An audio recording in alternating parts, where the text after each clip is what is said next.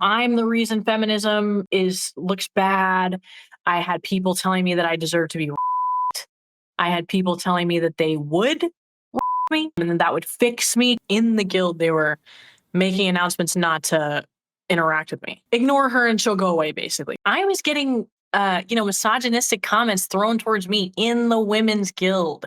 I was getting people telling me I was emotional. I needed to stop having my conversation, that I was attacking people when I was, just explaining what had happened. The month of March is known for many things. Easter, leprechauns, the assassination of Julius Caesar. But it also plays host to Women's History Month, with March 8th allocated for International Women's Day, which has its roots in the Second Industrial Revolution. And for International Women's Day in 2026, the popular streaming platform Twitch had a brilliant plan to celebrate such a day and its female creators. A Twitch Rivals eSports competition on March 8th, sponsored by auto manufacturer Honda. But what game were female streamers going to compete against each other in? Was it going to be an Elden Ring's PvP competition? Fortnite? League of Legends? Call of Duty? Minecraft PvP?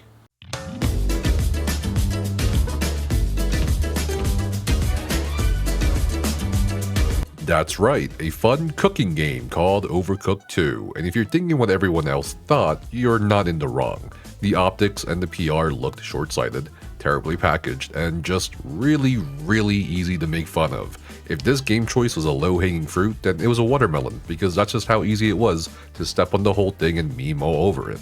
Initially, everyone thought it was just Twitch being Twitch, considering its history of being tone deaf, horrible optics, a CEO gooner, and multiple other controversies that rack harder than the AWS bills it pays to justify taking 50% of a creator's revenue. Turns out, according to Twitch, it was actually the members of the Twitch Women's Guild that voted for Overcooked 2, which obviously didn't make the memes or insults go away when women themselves voted for a cooking game to play for a Twitch Rivals eSports competition on International Women's Day in the month designated as Women's History Month. But the actual story behind all of this turns out to be a bit more sinister. I reached out to a female content creator called Noodle, who was a significant dissenting voice in both the public sphere and private spaces of the Twitch Women's Guild, and as far as I investigated, the only woman to actually get suppressed and punished by the Women's Guild and Twitch for being someone to voice an opinion that went against the majority in a private space. Noodle's story was also covered by esports.net journalist Olivia Richmond, and Noodle herself made a video that reached only a small audience. So as usual on this channel, I always want to give our platform to voices that may never get to have their stories and experiences heard by more people. This is a story of how Twitch and its ardent defenders in the Women's Guild suppressed and blacklisted a woman for civilly speaking her mind, while elevating those who quietly gave the company a pass. It's also the story of how Twitch leadership essentially forced the selection of Overcooked 2 and had knowingly calculated the backlash that was going to occur on social media in order to garner more attention and increased metrics for the platform that's struggling to retain a significant online market share. I guess they released a message in January of this year. They were replying to the message where they were calling for people to vote. The message was kind of worded weirdly. It was something like, oh, we're thinking about doing some events soon. We need some interests on like what games we would want to play for these events, okay? And it wasn't super specific that they were going to only be using these games for a Women's Day event. They were kind of posing it as, we're just trying to come up with events. In the mix, there's going to be a Women's Day event as well, but they didn't specify that that was the hard vote for this event. Then from the people that voted on it, according to them, in that form, there were only 4 choices. Out of the 4 choices, only 2 of them were multiplayer. 2 of the games were single player. It was Hollow Knight and Clair Obscur. And then the other 2 games were Overcooked, which is a fan favorite. Everybody loves Overcooked. A game called Ultimate Chicken Horse, which I had never heard of until this debacle. So what are people going to choose? Right. Out of those 4 choices, it's pretty obvious that Overcooked is going to win. The age-old, oh, you let women vote, and what are they going to choose? They're going to choose to be in the kitchen. They're going to choose to be second-class citizens, because that's what they're going to choose. And they left out the part where they only gave them 4 options that weren't good, and they basically put the full blame on the women of the guild. No blame for the leaders, no blame for Twitch, No blame for Honda, who was the sponsor of the event. None of that. No, they had to shunt it off onto us. So I genuinely just think they had already decided that that was something that they were going to go with. They saw the backlash that they got. They also saw how, because it was controversial, they got a lot of views on it. For reference, a Twitch Rivals tweet about the International Women's Day Twitch Rivals event garnered almost 24 million impressions, almost 30,000 likes, 12,000 reposts, and 3,200 comments. In contrast to the usual tweets from Twitch Rivals and similar tweets or dissimilar tweets, it is quite a lot more. Noodles would detail to me how mentors, people who fill a sort of volunteer, non-leadership role in the Twitch guilds, would bemoan the fact that no one gave feedback before public backlash occurred.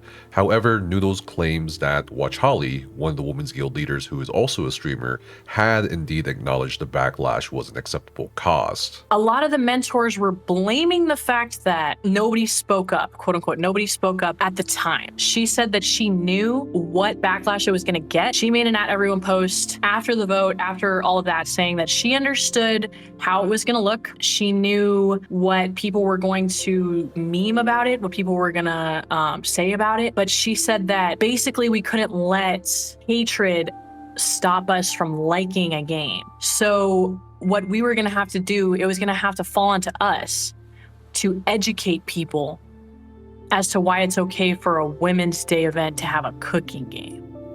And so that was already a post. Like, she even said that people came out in her post, in Holly's post. She said that girls in the server had come out earlier when the vote was conducted and expressed their concerns. So mentors were speaking up and trying to diffuse, trying to put out fires. They were just incorrect about. Like, they were just saying things for Twitch to make Twitch look better and to make the leaders look better, saying, oh, well, if we had known before, maybe we could have done something. But there's proof that they did know before. It's not just okay, someone thought this was a good idea and we ran with it. These types of things go through a lot of iterations. When Noodles started making her arguments and thoughts in both the public space and the Women's Guild Discord server, she started getting unsavory attacks on her character in public, which she would relay to the Women's Guild as a safe space. I got a lot of people coming into my comments calling me nasty names, horrible names, telling me that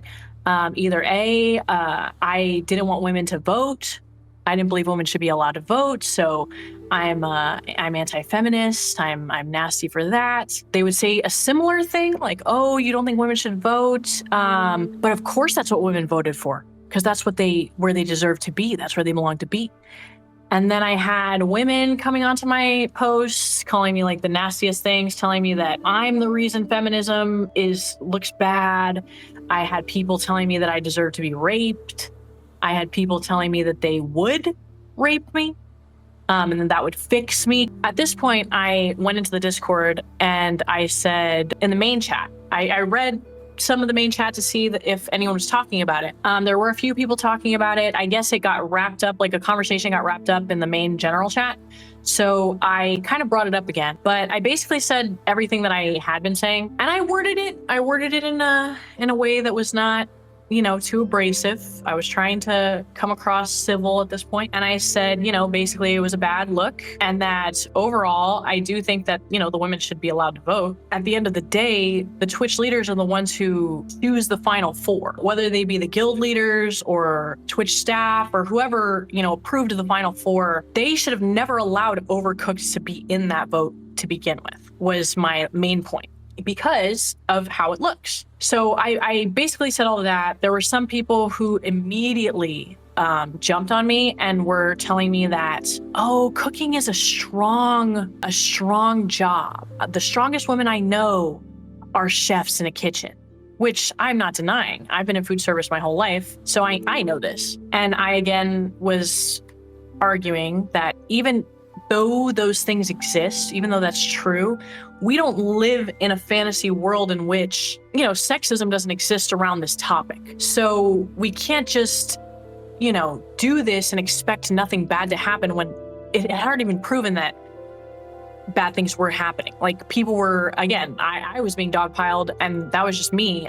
There were other girls who came into my DMs later who told me the exact same thing happened to them. if they spoke out against Overcooked on Twitter, they had so many nasty replies to them from women and men. At this point, I was talking to the mentors as if they were mentors, as if they were leaders in the community, like at least like a sub leader. And I think that was maybe one of the reasons that the mentors were a little bit heated with me. But the reason I was talking to them like that was because every response from them was very HR. It was very much, okay, guys, we understand where you're coming from, but we're not changing it. That's what all the mentors were responding. And no leader was present during this time at all. The leaders didn't say anything until the end. And even at the end, they said one thing and then they disappeared. What was that one thing? So it was Uwe had mentioned to everybody, guys, bullying will not be tolerated in the server. And that was all she said. And then she didn't say anything else. I was trying to be civil, and at this point, there were mentors who were telling me that I was attacking mentors because I wouldn't let it go. You can't just say my feelings are valid and then allow us to be harmed. You know, like that's what the guild is supposed to be for. There was a girl who said that I was, the conversation was too emotionally heated, that I was being too emotionally heated, basically. And so we needed to put the conversation down. So pretty much the whole conversation, either mentors or just regular guildies were trying to tell me to stop talking about it, that it needed to be put down. It needed to be not talked about anymore. We just needed to go about our lives and allow this to happen. Did they say something like, this is not allowed in this Discord channel or thread, or did they just say drop it entirely? No, they were saying drop it entirely because the first conversation that somebody said about like, oh, maybe we should move it to this thread was a mentor. And even she was saying, we don't necessarily have to move it to the thread. It's fine to be talked about in the general chat, but just to keep it all together. So at that point, we did move over to the thread. And again, I was, saying pretty much the same thing I had been saying. And each time I would say something, a mentor would come back and say, I understand how you're feeling, but we're not going to do anything about it. They're not going to do anything about it. And it was a good choice. That was the response every time was, we're not doing anything about it. We need to drop it. And it was a good choice. So we don't see any problem with it, right? Not long after Noodles started sticking out a bit too much in the Women's Guild Discord server for having a dissenting opinion, she was abruptly put into a timeout channel isolated from the rest of the Women's Guild. Watch Holly, one of the Twitch guild leaders, would tell her on March 3rd that it has come to our attention that some recent messages directed towards the guild members were not in line with the tone we'd expect in the community. Because of that, we've temporarily placed you here. We want to make sure everyone is treated with respect on both sides. Please feel free to post anything in this thread, and Twitch staff will be able to reply tomorrow. Despite keeping it civil, Noodles was the only party that had to go through this process and plead her case, but to no avail, as an actual Twitch staff member and Twitch Unity Guild community manager called Charlie told her that the Women's Guild values diverse perspectives and encourages constructive dialogue.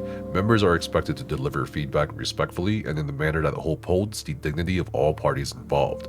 Following a review of recent activity in the Overcooked 2 thread, and after receiving concern from multiple members, a decision has been made to remove you from the Twitch Unity Guilds, effective immediately. You are eligible to reapply for membership after 1 year from the date of this notice.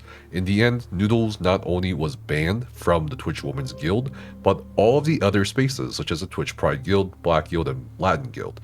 Interestingly, Twitch staff never reached out to her, and this was the only thing she got from them. So, they were I still don't know. suppressing people's supporting of you in the guild space. That's what I heard, but I mean I wasn't there obviously. Sure. But that's what people were coming out and telling me. Anyone who spoke up in support of me was getting silenced pretty quick. They were purportedly going around telling people not to talk with you after you're removed.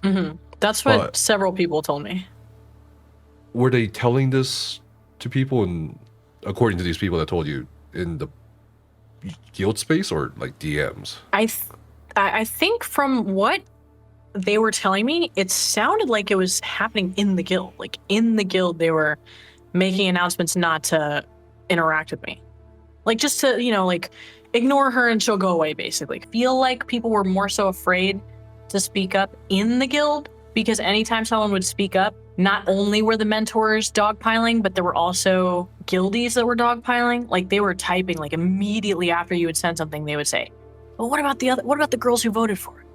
What about, we like cooking? What about, and they just had some excuse for every single thing. So I think some people just weren't speaking up because they were afraid. I know that for a fact as well, because people did after the fact DM me and apologize to me for how Twitch treated me and things like that. But, you know, of course, it's a scary situation because if you speak up, you get ousted immediately. Bizarrely, while Twitch staff never reached out to Noodle, they had instead reached out to another woman unrelated to Noodle to talk about Noodle. So she was speaking at the same time, saying similar things to me, but I think by the end, I was a little more abrasive.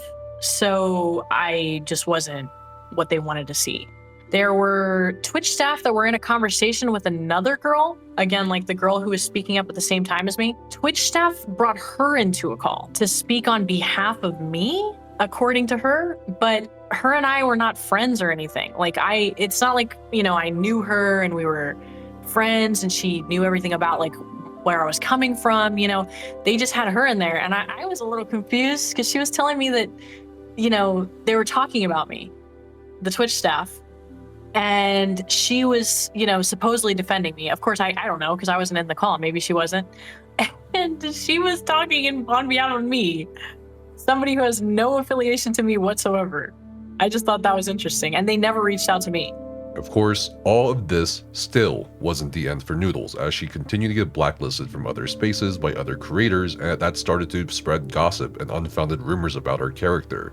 People who she had or had not interacted with in the past seemed to take some sort of invisible high school cue that this was the time to put her in her place and make sure she became an ostracized content creator, all over the opinion that the 4 choices of games for Twitch Rivals competition on Women's Day were severely limited, forcing Overcooked 2 to be the obvious winner. Because there was an ambassador who was going into people's DMs and telling people not to talk to me, telling people that I was bad news, that I had a history of being rude to people. I don't think you should always believe what you read on the internet. Like, she's lying. There are other things that she's done before, and that's why she got kicked. But it's like, yeah, but y'all didn't tell me any of that. The guild leader who was no longer a guild leader, the Latin guild leader, who was no longer a guild leader, she was subtweeting me too, saying things about like, oh, well, poetic justice, am I right?